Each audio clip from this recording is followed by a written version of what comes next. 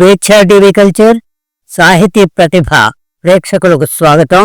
ప్రస్తుత కార్యక్రమం జీవనాడి 94లో ప్రసిద్ధ కవి కథకులు జూకంటి జగన్నాథం కవిత్వం పరిచయం చేయబోతున్నాం. వ్యాఖ్యాత జీవన్. కవిని గురించిన పరిచయం. జూకంటి జగన్నాథం జూన్ 20, 1950న రాజన్న సిరిసిల్ల జిల్లా తంగెళ్లపల్లి అనే గ్రామంలో జన్మించారు. తల్లిదండ్రులు జూకంటి సుశీల, దుర్గయ్య. కవిత్వంలోనే గాక కథా సాహిత్యంలోనూ విశేషమైన కృషి చేశారు ఈయన.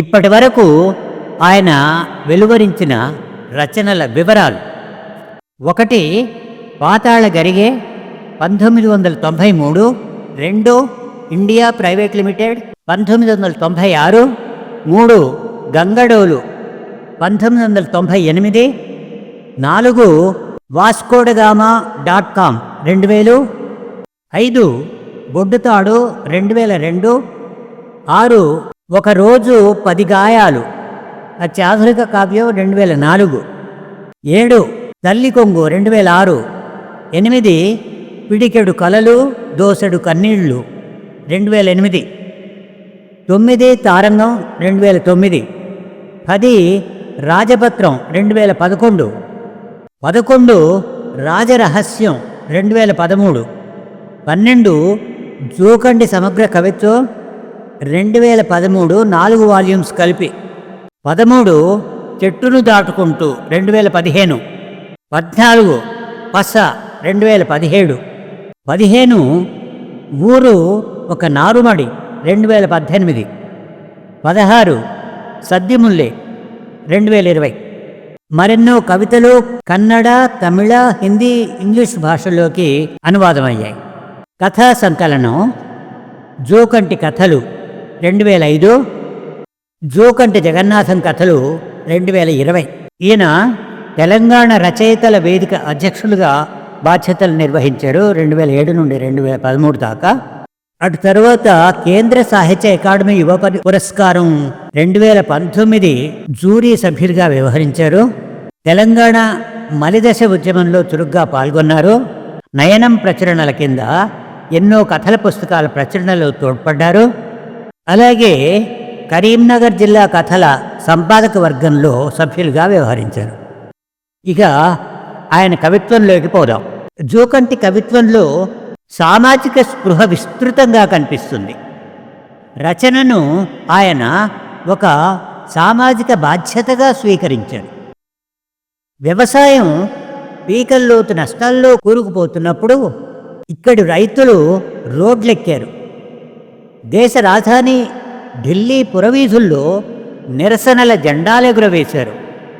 ఆ సన్నివేశాన్ని చిత్రిస్తూ ఆయన ఓ చక్కటి కవిత మనకు అందించారు. చూడండి ఆ కవిత. కవిత శీర్షిక వాళ్ళు ఏమి అడిగారు. వాళ్ళు ప్రభుత్వం ఇచ్చిన హామీలను, వాగ్దానాలను నిలబెట్టుకోవాలని అడిగారు. వాళ్ళు ఏమి కోరారు? పంటకు మద్దతు ధర చట్టబద్ధంగా కల్పించమన్నారు.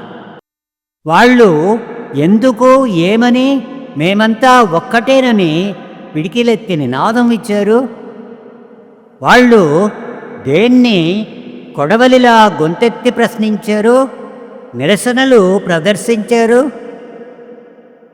వాళ్ళు కూరగాయలను రోడ్డు మీద పారబోసుకుంటున్నప్పుడు, వాళ్ళు పంటలకు పొలాల్లో మంట పెట్టుకుంటున్నప్పుడు, గిట్టుబాటు ధర రాక రైతు అప్పుతో ఆత్మహత్య చేసుకుంటున్నప్పుడు, చంపి చావు ఖర్చులు ఇచ్చినట్టు మొసలి కన్నీటి ఓదార్పు, ఇదంతా రాజ్యం నిర్వాహకం కాదా?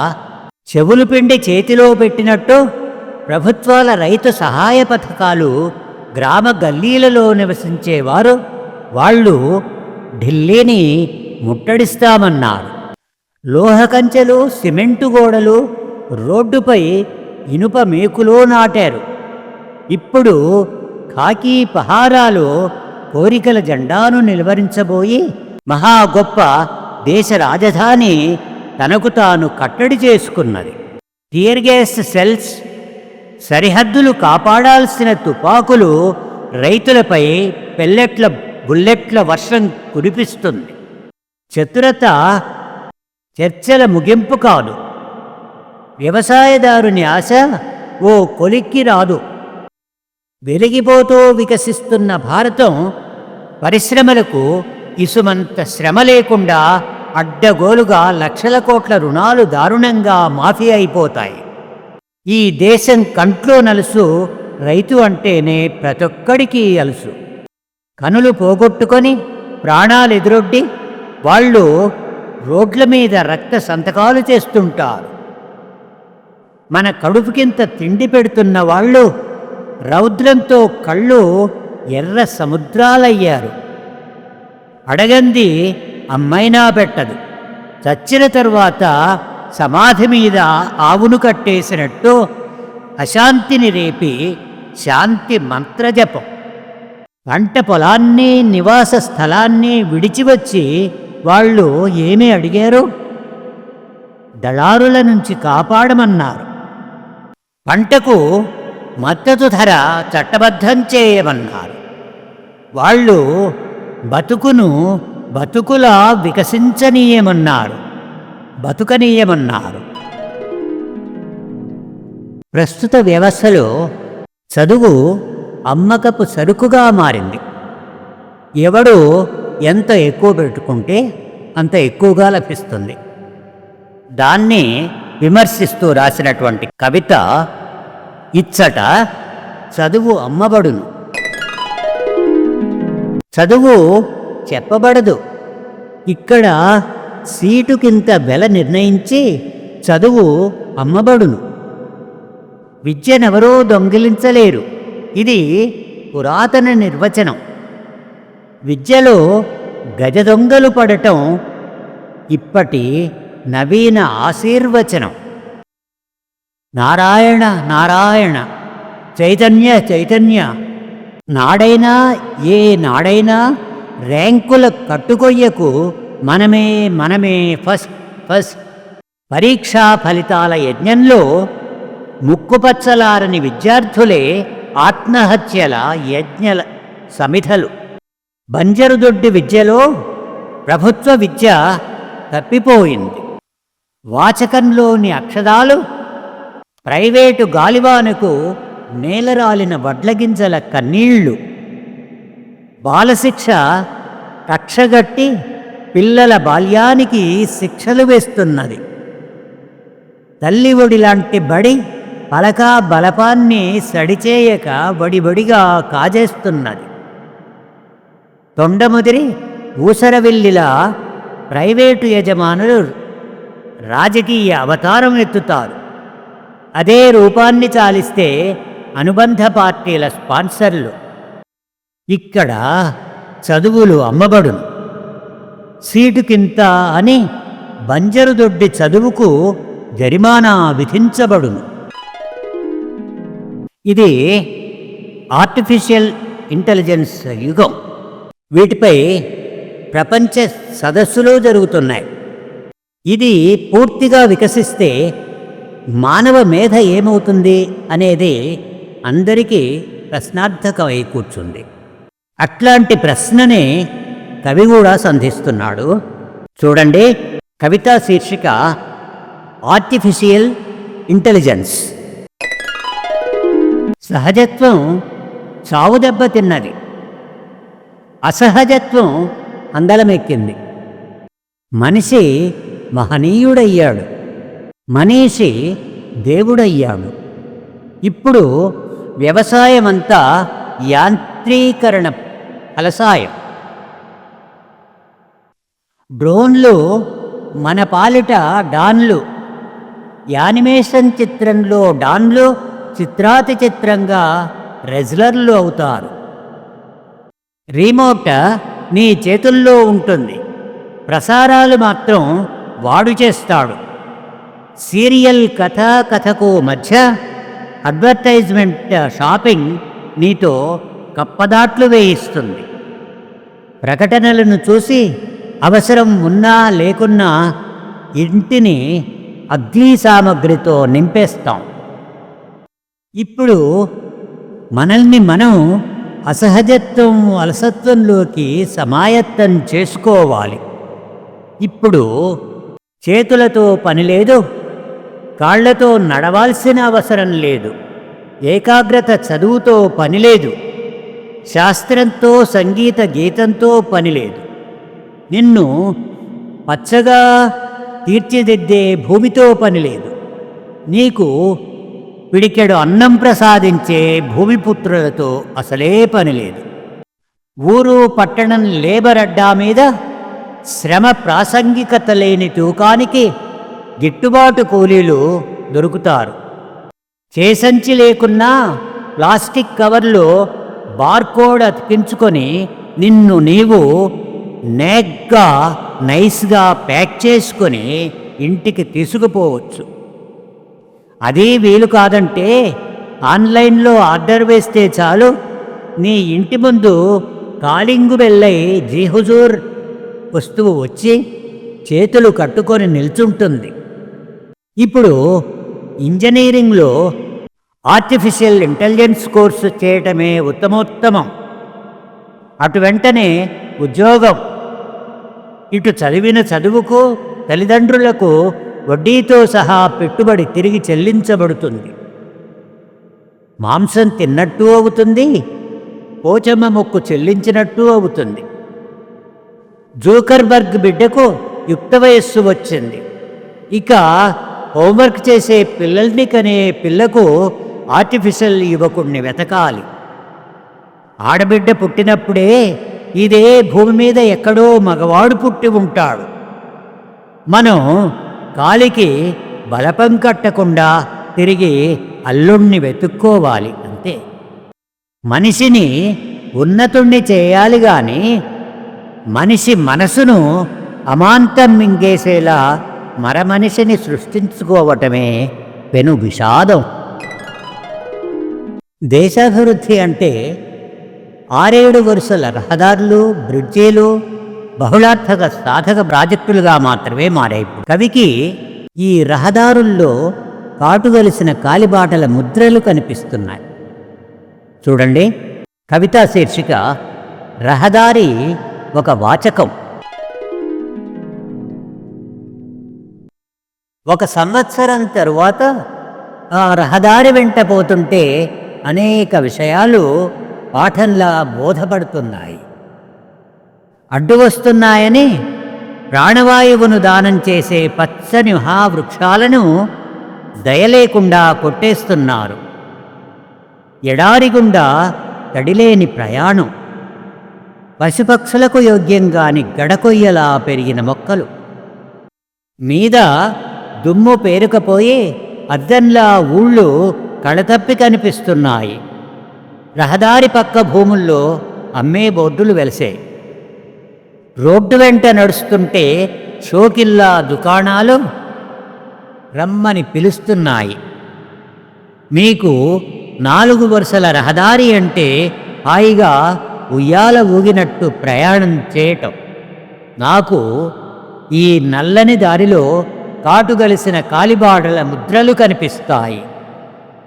అంతేకాదు, నిరసనలు, ధర్నాలు, ఎలుగెత్తిన నినాదాలు, మహాపాదయాత్రలో రైతుల రక్తమూడిన పాదాల దర్శన భాగ్యం కలుగుతుంది. నాకు ఇక్కడ రైతు ఉద్యమాన్ని అణచిన రాజ్యం కవాతు ధ్వనిస్తుంది. దారిని నిర్మించిన కూలీల ఆకలి దుఃఖ యాత్రా చరిత్ర వాస్తవ గాథలుగా దొరుకుతుంది. కూడబలుక్కొని చదవగలిగితే రహదారి ఒక వాచకం. ఇది ఎల్పిజి యుగం. అంటే లిబరలైజేషన్, ప్రైవేటైజేషన్, గ్లోబలైజేషన్. వాటి విధ్వంసం మనకు మార్కెటైజేషన్లో కనిపిస్తుంది. ఈ స్థితిని చూడండి. కవితా శీర్షిక మాయాబజార్. నిన్ను నువ్వు తెలుసుకునేసరికే నీ ప్రైవేట్ పబ్లిక్ జీవితంలో దోపిడి దొంగలు చొరబడతారు. నువ్వు నిజం కనుగొనేసరికే నీ మొత్తానికి మొత్తం గుత్తాగా ప్రపంచ విపణిలో నిలబడతావు. నువ్వు భూగోళానికి ఆవలివైపు, నేను భూమికి ఈవలివైపు. దేశాలు వేరు, ప్రాంతాలు వేరు, నేల వేరు, భాష వేరు. ఎక్కడోళ్ళం అక్కడే ఉంటాం. ముఖపుస్తకం మనల్ని కలుపుతుంది.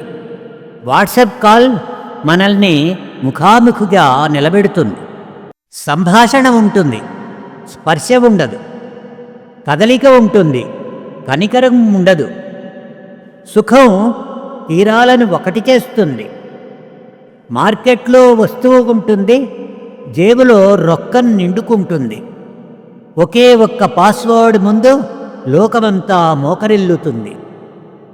సెల్ ఫోన్ ఉంటే చాలు, పిడికిట్లో సకల సౌకర్యాలు నీ ముందు పరేడ్ చేస్తాయి. ఎక్కడో యుద్ధం జరుగుతుంది, ఒకే ఒక్క రిమోట్ కంట్రోల్తో లక్ష్యాలను ఛేదిస్తావు, అదుపు చేస్తావు. మారణహోమాన్ని సృష్టించేటోడే యుద్ధాలు తయారు చేస్తాడు.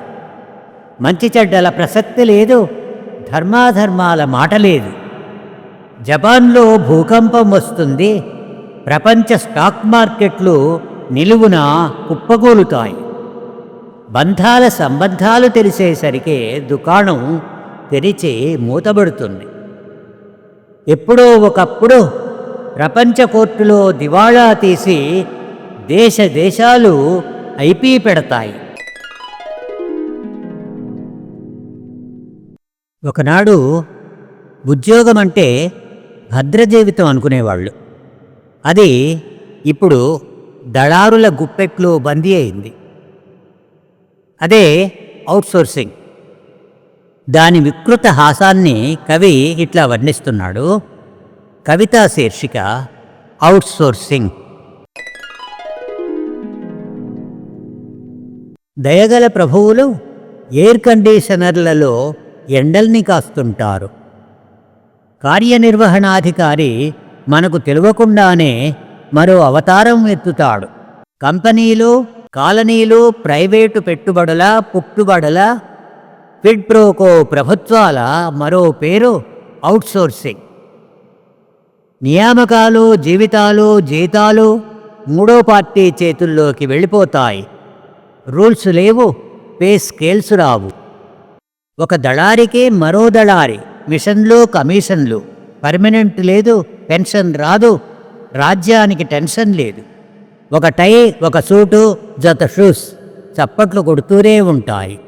తెల్లారి టూత్పేస్ట్తో పళ్ళు తోమితే, కొంటే, తింటే, ఉద్యోగం చేస్తే అన్నింటిపై అడుగడుగునా పన్నులు.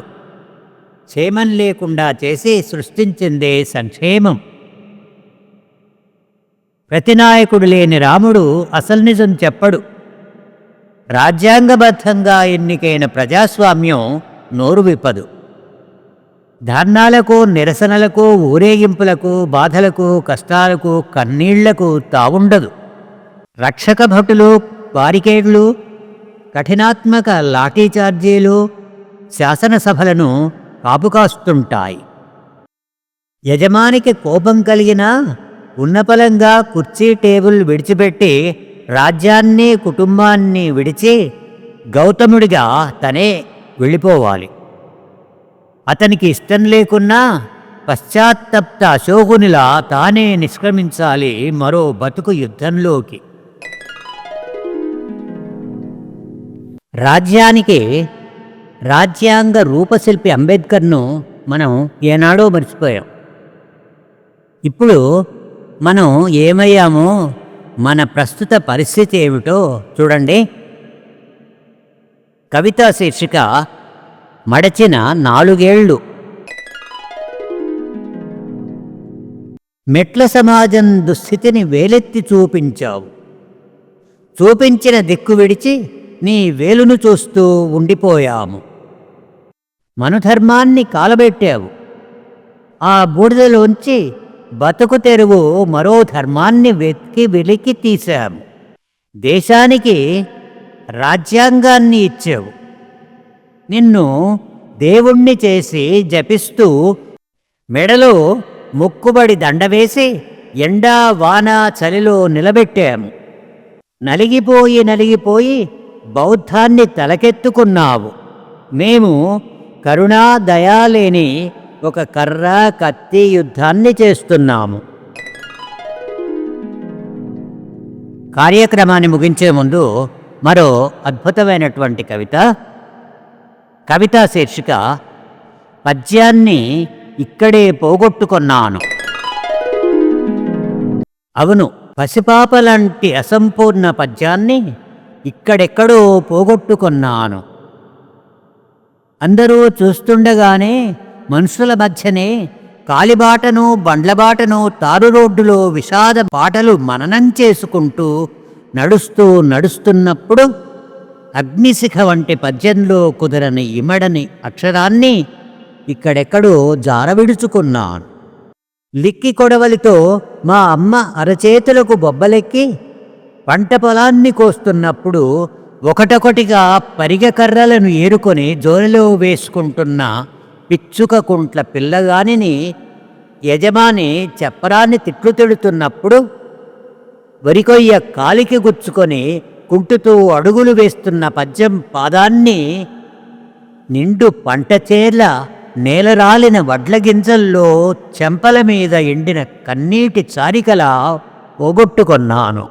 మాట పోగొట్టుకొని రాతలు ఎందుకైనా మంచిది అని, ఎప్పుడు కాలం ఎట్లా వస్తుందో అని ముందే మోకా కోసం సుదురాయించుకొని ఊహించుకొని ఆకుకు అందక పోకకు పొందక అసినీ అని పల్లెత్తు మాట అనని నీళ్లమీది దెబ్బలాంటి కవితా పాదాన్ని ఎందుకు కొరగాదని, ఎవరికి అక్కరకు రాదని నిర్దయతో నిర్దాక్షిణ్యంగా పారేసుకున్నాను.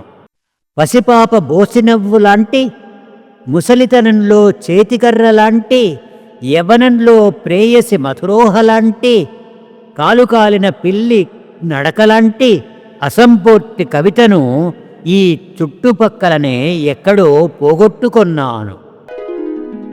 ఈ కార్యక్రమం ఇంతటితో సమాప్తం.